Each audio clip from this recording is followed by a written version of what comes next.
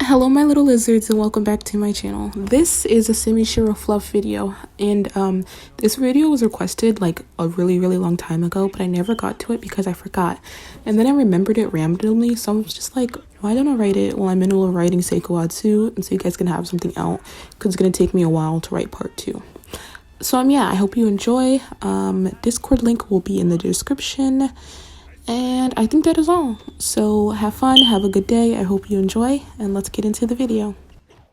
Semi groaned loudly as he wrestled through the covers in search of his phone that was blaring loudly. His finger slid over the flashing green arrow, not bothering to check caller ID. What could possibly be so important you call me at 1 AM? Hi Semi-san, do you always answer the phone this angry? Only when people call me while I'm sleeping. Are you okay, Shirabu? A flash of light shone in the room, followed by a loud boom of thunder. Before he could answer, another crackle of thunder ripped through the sky, followed by smaller booms. It was like a war zone out there. Shirabu let out a small squeal as the noises and flashes rang about. It was quiet, but Semi still detected it. Shirabu? What's wrong? Nothing, I'm okay, it's Jew. Fuck. 3 booms crackled once again in the dark sky. You could hear it through the other side of the phone on each end. It echoed. Semi finally put the pieces together. Are you scared of the thunder? Is it that obvious? Kinda. Semi got out of bed, staring out the windows. The rain pitter-pattered along the frosted glass. The sky was a midnight purple color that had bright flashes lighting up the heavy rain clouds. It doesn't look like it's gonna stop anytime soon. Are you going to be okay? I don't know. Shirabu shook slightly as he curled himself in a little ball in the corner of his bed, trying to get some comfort by the 2 walls that were behind him. The thunder kept letting its cannons loose, and you could hear a small sniffle through the phone. Kinjiro, are you crying? No. Don't lie to me. I'm not. Yes you are. No I'm not. Kinjiro. Okay fine. It's just so loud and I'm scared, and I don't want you to laugh at me. I'm not that heartless, you know. Sure you're not. You're one to talk. Semi mumbled slightly under his breath, rolling his eyes. Have you tried to fall back to sleep? I can't, it's too scary. Here, do me a favor and try, okay?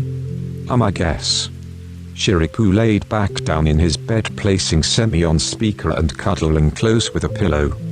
Okay, now close your eyes and listen to the sound of my voice. Your voice isn't that soothing. Oh hush and try. Semi spoke softly, talking about random things, trying to get Shirabu to focus on what he was saying and not the loud sounds of the outside world. But the war continued on outside, loud and unnoticeable. Shirabu was in fact getting sleeping, but another thundering crash shook the last dredges of sleep from his whole body.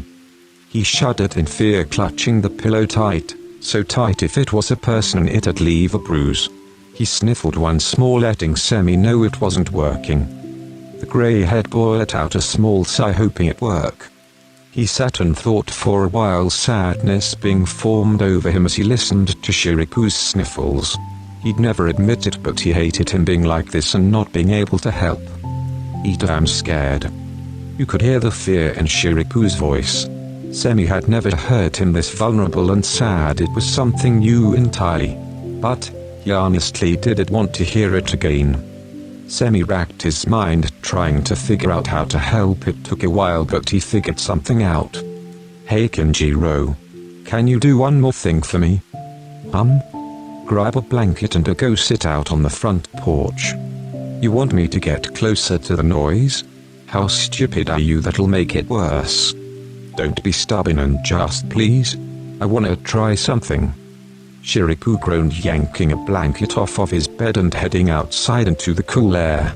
He mumbled slightly fuck yous under his breath, and he wrapped the warm blanket around his body and rested up against the walls of the porch. Great, now I'm scared and cold, thanks. You're welcome. Semi grabbed his own blanket and sat outside as well. Now what? Now just sit and listen and watch. Huh? The thunder, sure it's loud, but it isn't going to hurt you. And look how pretty the sky looks once the lighting makes it sparkle. It's like a pretty light show. Focus on the way the rain sounds. It's peaceful, the splash of the rain on the ground, the noise it makes mixes in with the thunder once you're close, creating a melody of some sorts. I'm okay? I'm saying don't focus on the thunder. Focus on the way the breeze flows through your body, and focus on the calming sounds of the rain and the pretty looks of the sky. When you think about how calming everything is, you don't focus on the scary part. Shiriku sighed, taking in Semi's advice of feeling the wind and focusing on the sounds of the rain. And honestly, he was right, it was calming. Sure, the booms were loud, but they were just background noise once rain noises danced around you.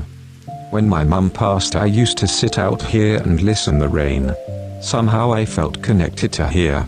I don't know why, but it calmed me and I didn't miss her as much. That's really sweet. Yeah, it was. Shiriku pulled up the blanket to his chin, staring out onto the street. Somehow this feels so serene, like another world. Yeah, I could fall asleep right here. I'm sorry for waking you.